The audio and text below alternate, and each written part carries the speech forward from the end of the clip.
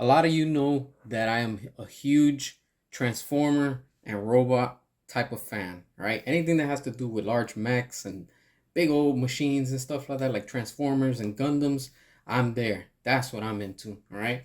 Now check this out. So Guillermo del Toro didn't direct Pacific Rim 2 because the studio didn't want to pay deposit on sound stages. Right? You might be asking yourself, what's a sound stage? A sound stage is just the room where they film and they have everything that goes on, to like surround the sound and make everything quiet so it sounds good and stuff like that. All right, those big rooms like you see in music videos and movies and stuff like that. The set, but without the props and stuff like that. All right. So look, this is the problem that I have with anybody and anything that has to do when it comes to payment. All right. If you're working on a contract job or you're working with, if you just hire somebody for a job, make sure the person is paid and always deposit ahead of time. I get it. A lot of people could be shady in business, but if you're doing a contract, right? Both parties sign an agreement, right? Where this is going to be done for a certain amount of money.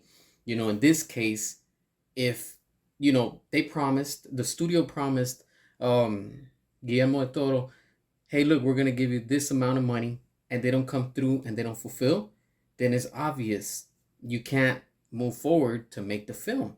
Because here you have the director, you have him ready to go, but if the money's not there, you got to remember, the money that comes in is what goes to the cast, it goes to the crew, it goes for things to eat on the set, because you have to have food also, you have to feed people and stuff like that. Because remember, you're out there filming for hours and X amount of days or whatever the scene is that you're doing.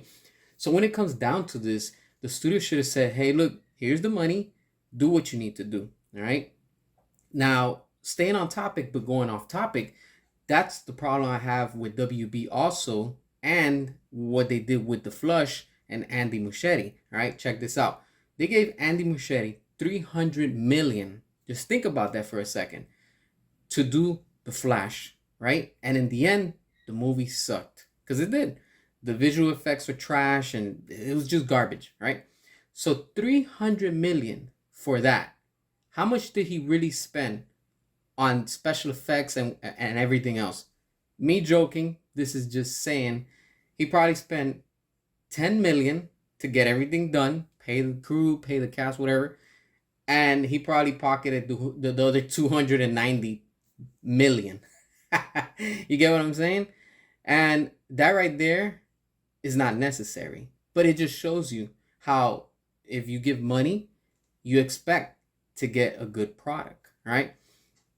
Andy Muschietti did It 1 and 2, and both of those movies weren't that good, right? So the studio should say, hey, hold on, we're about to give this guy this much money, but they still did it. And look at the end what happens, all right?